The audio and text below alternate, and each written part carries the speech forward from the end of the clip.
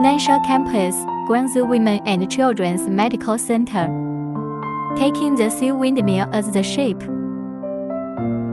will be built into an international, in line with the national third-class, first-class women and children's specialized hospital.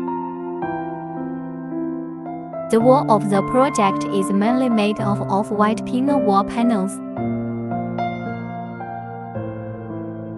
embellished with some cheerful and lively bright colors.